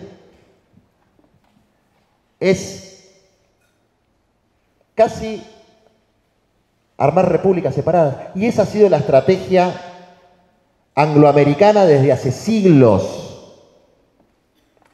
Fragmentar el espacio territorial en unidades más pequeñas sin poder. El verdadero federalismo implica una integración y una síntesis superior al modelo unitario vigente, no la balcanización. Desde luego yo soy un poco patagónico, un poco porteño, un poco bonaerense. Pero desde luego los que estamos cerca de los centros geográficos de poder, tenemos poca legitimidad para plantear algunas cosas. Pero lo voy a hacer igual utilizando esa poca legitimidad que tengo. Lo que quiero pedirles que reflexionemos todos, es no caer en el localismo. Esa cuestión de, pero acá las cosas son distintas. Pero bueno, chocolate por la noticia. La compañía es de Rosario. Bueno, las cosas en Rosario son distintas que en Capital Federal. Pero Rosario es un centro también. En la periferia de la Santa Fe las cosas son distintas que en Rosario. Y en Catamarca las cosas son distintas que en Rosario. Las cosas siempre son distintas. Pero esas diferencias no se pueden convertir en una política. No hay proyecto local sin proyecto provincial, no hay proyecto provincial sin proyecto nacional y no hay proyecto argentino sin proyecto latinoamericano. Metámonos esto en la cabeza. Por eso nuestro partido se llama Patria Grande. Para que no nos olvidemos. Para que no nos olvidemos que eso tiene que estar en el corazón de nuestra política. Y cuando hablamos de Argentina humana como un segundo anillo, estamos de alguna manera asumiendo una situación que es que hoy el nivel de conciencia, las posibilidades, la situación ha llegado a tal grado de deshumanización. ¿Te enojaste, Ofe?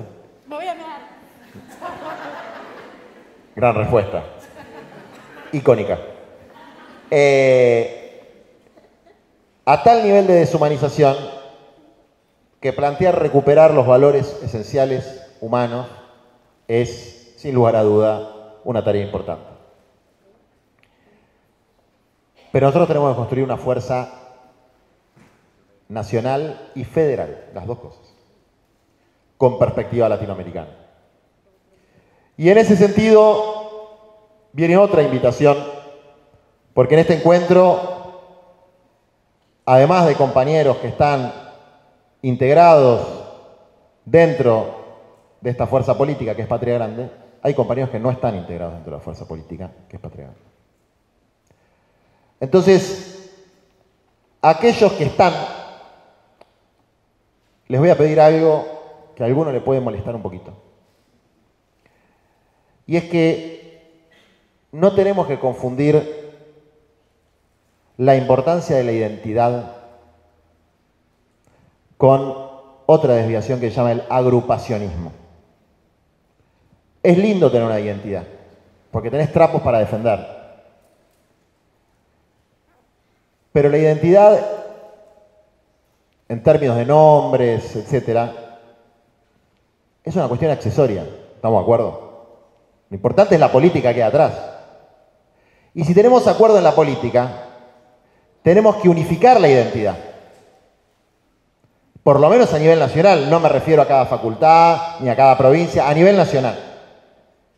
Entonces es una tarea que les va a permitir, si la toman con honestidad intelectual, hacer un ejercicio que va contracorriente con uno de los elementos de la crisis del campo popular, de Unión por la Patria, que es el faccionalismo. Si lo hacen con honestidad intelectual y logran saber ceder lo accesorio frente a lo principal, van a tener una práctica de lucha contra el faccionalismo, que es una enfermedad tremenda de la política y tremenda de nuestro campo. Y los faccionalismos siempre tienen grandes justificaciones ideológicas, teóricas, pero son justificaciones. Si nosotros estamos asumiendo un proyecto colectivo que se llama Argentina Humana, si nosotros estamos asumiendo una estructura de representación política, tenemos que lograr deponer esos faccionalismos. ¿Están de acuerdo o estoy diciendo una boludez? Bueno, por favor. No quiero contar la anécdota de lo que me pasa cuando voy por el pasillo de la Facultad de Derecho porque no quiero que nadie se ofenda. Sí, la voy a contar. No voy a decir nombres. Hay 2 mesitas de Patria Grande. Y yo pasé la primera clase, me agarraron los pibes de una mesita y me saqué una foto y me agarraron los de otra mesita y me saqué una foto y ¿viste ese meme que es Spider-Man? Spider-Man. Y dije, ¿cómo puede ser esto? ¿Tantos somos? Bueno, dicen que está en vías de solución. Está en vías. Bien. Les creo.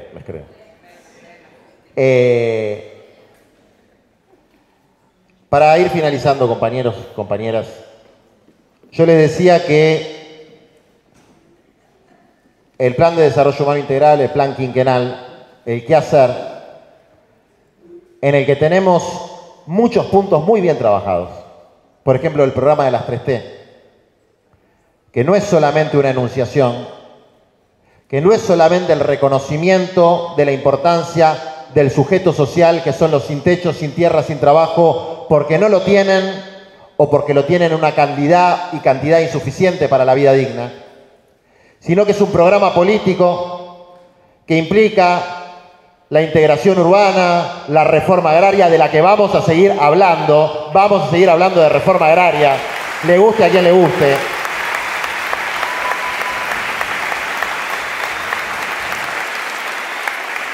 Y el desarrollo de una economía mixta que tenga, desde luego, un sector privado al que nosotros no atacamos por sí mismo. Planteamos nada más si la Junta se empala a pagar los impuestos, papá. Galperín, ponete las pilas, paga los impuestos, nada más. No es tan terrible. Y deja de contaminar Riachuelo con tu curtiembre. O sea, 2 o 3 cosas le pedimos. Que tenga su sector privado pujante, productivo, eficiente, todas esas cosas del sector privado, que en algunos casos son verdad y en otros no. que tenga un sector público en cuyas manos estén los bienes estratégicos, que son patrimonio común de nuestros pueblos. Y ese sector público, desde luego, tiene que combinar las provincias, los gobiernos locales y el gobierno federal. Me refiero específicamente, para dar ejemplos, a un recurso estratégico como el litio. No puede estar en manos privadas, tiene que ser del pueblo, tiene que ser nacionalizado y provincializado al mismo tiempo.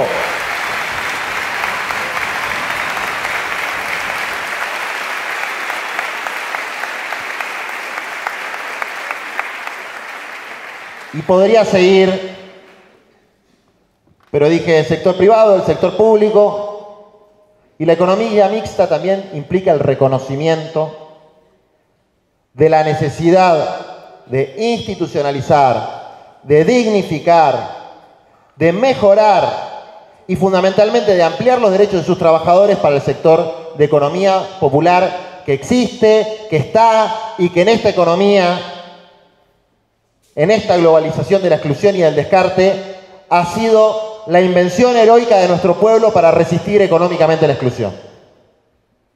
Tenemos algunas ideas bastante claras, 2, 3, y les aseguro que ahora es un montón. Entonces decíamos, la planificación. El otro elemento es el reconocimiento de la comunidad organizada como un elemento central del proyecto nacional. Y acá vuelvo con una breve digresión teórica del justicialismo. Nunca fue estadocéntrico. Ese es otro chamullo posmoderno. El justicialismo no es keynesianismo. El justicialismo no es capitalismo. Es tercera posición.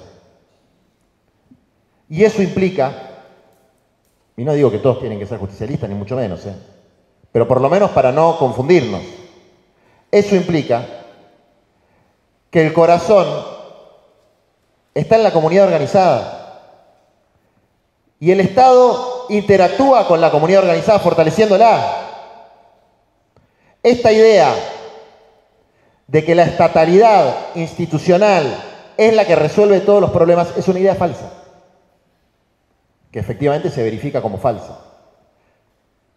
Esta idea de que las organizaciones comunitarias están únicamente para contener en un contexto de fragilidad y vulnerabilidad, no solamente es falsa, sino que es denigrante.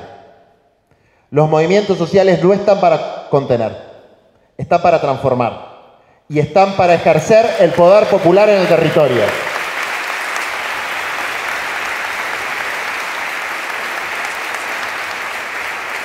Y un ejemplo muy claro de que eso funciona bien es la universidad pública, que es cogobernada, que es un modelo de economía mixta, que es un modelo de gestión mixta, que es un modelo de participación popular, donde cada claustro tiene una representación. Creo que a los que los cagan siempre es a los no docentes. Pero el resto por lo menos está, ya es un montón también. Entonces, planificación estratégica, comunidad organizada y la tercera, y con esto voy a cerrar, que es la representación política. Y hay que discutir la representación política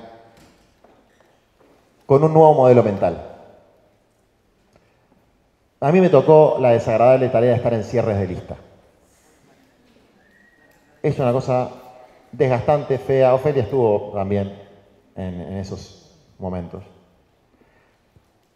Y ahí tenés que, bueno, ustedes saben, qué sé yo, te tenés que pelear. Te tenés que pelear. Te tenés que pelear con argumentos que son siempre argumentos falsos, de unos y de otros. Que es, no, pero nosotros representamos esto, somos tal cosa.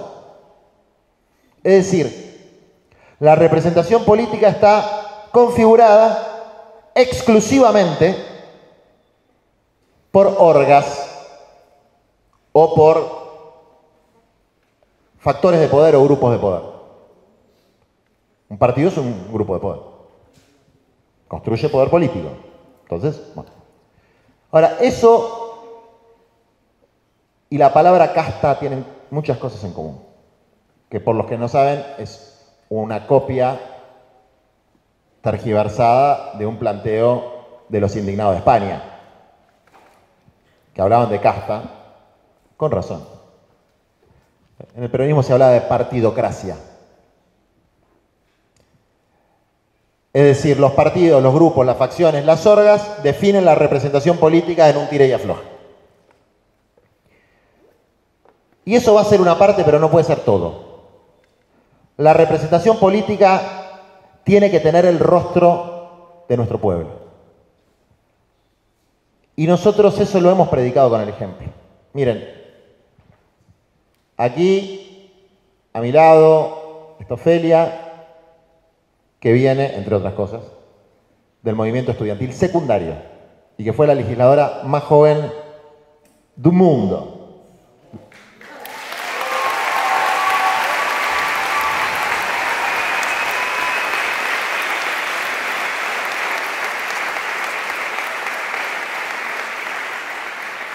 Y algún día se conocerá la historia, algunos la conocen, muy pocos, de lo difícil que fue internamente que se aceptara que ella era la candidata y los argumentos eran, ay, es muy joven. Y después te vienen a chamullar y te dicen la frase, ustedes no son el futuro, son el presente. Bueno. No, loco, está bien. Si son el presente, ponen en la lista. Entonces, está Lucía Klug, levantate para los que no te conocen, que asumió a los 23 años, militante estudiantil de la Universidad de Luján y además coordinadora en su distrito de las brigadas educativas. Y eso es una parte de lo que nuestro pueblo es. Es juventud, es movimiento estudiantil, pero también está Nati Saracho.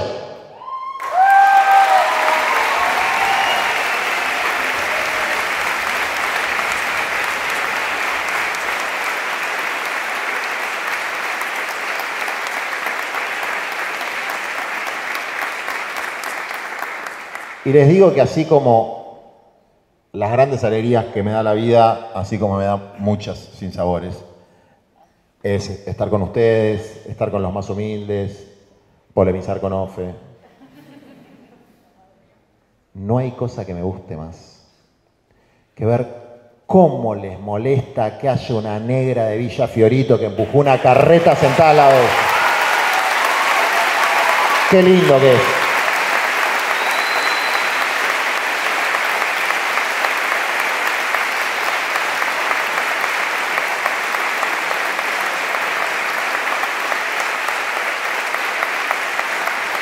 Y cuando sean 30 como Nati Saracho, qué lindo que va a ser y qué país mejor que vamos a tener cuando el Congreso también se llene de pueblo.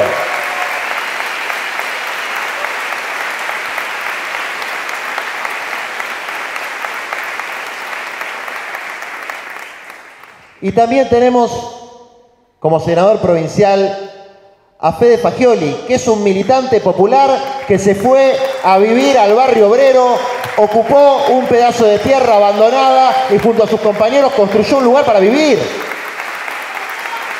Y ahí sigue viviendo. O a Fernanda Miño como secretaria de Estado.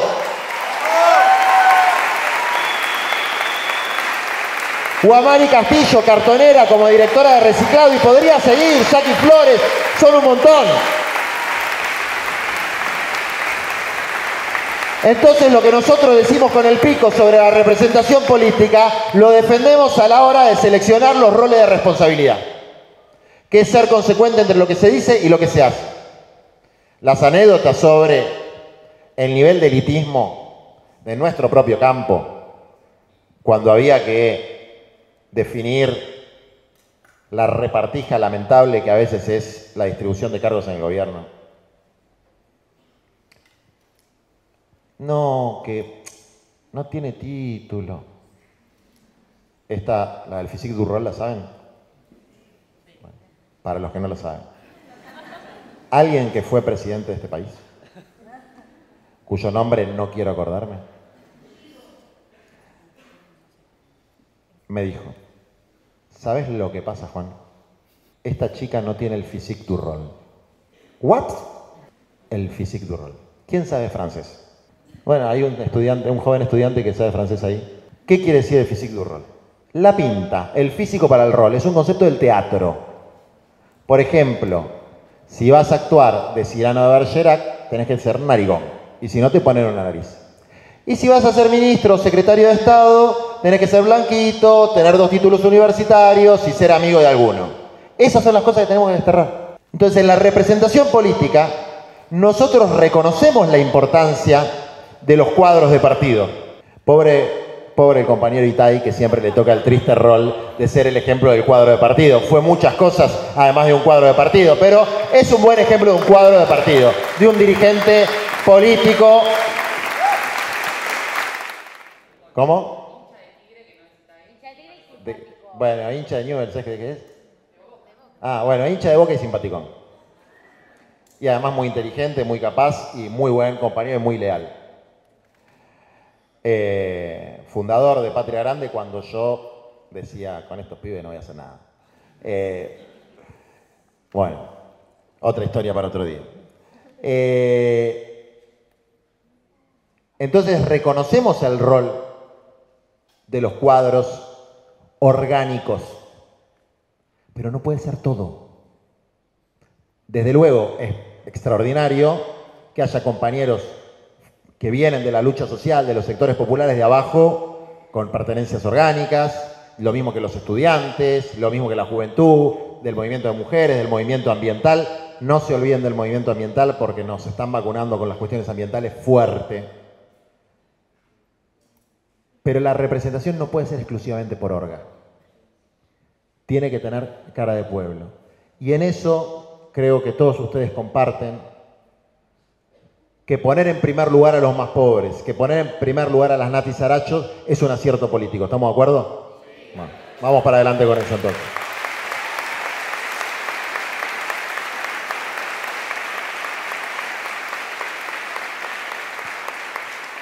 Y ustedes,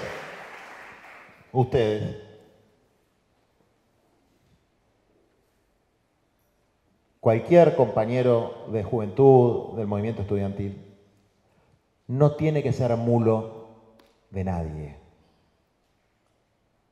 Y eso es una responsabilidad compartida, de los que nos tocan roles de conducción y de cada uno de ustedes y sus responsables políticos o cómo se organicen en cada lugar. No tienen que ser mulos de nadie. Tienen que tener protagonismo y ese protagonismo tiene que estar expresado en la representación política. Es decir, no protagonismo de chamullo. No protagonismo de que ahora nos sacamos una foto y está Juancito con los pibes de la universidad. Si ustedes ven que hacemos eso, sáquense el cinto y latíguennos. O hágannos algo feo. Pero no si no está la representación política del Papillón de Rosario o de la Mella de Filo. No. Si no hay representación política de la juventud del movimiento estudiantil. Entonces, esto también es un llamamiento a que profundicen su formación. Que profundicen su formación política, que profundicen su lectura y que además de ser buenos militantes, esto va a sonar a abuelito, sean buenos estudiantes y terminen la carrera.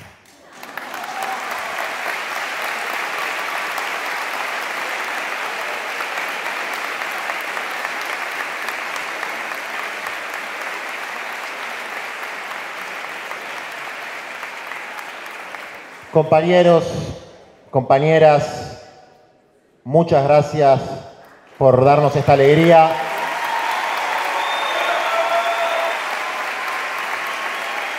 Espero verlos en la calle, espero verlos en las luchas, Espero verlos aguerridos, aguerridas, con coraje, al frente, sin miedo, poniendo lo que la juventud durante la historia de nuestro país nos enseñó, que era que hay que pelear, que no hay que callarse, hay que pelear con el corazón, porque la patria no se vende, la patria se defiende y en la bala se ven los amigos. ¡Viva la patria! ¡Aguante la patria grande! ¡Fuerza, compañeros! ¡A frenar a estos sinvergüenzas! ¡A organizar la bronca y construir la alternativa! Los quiero mucho y nos vemos pronto.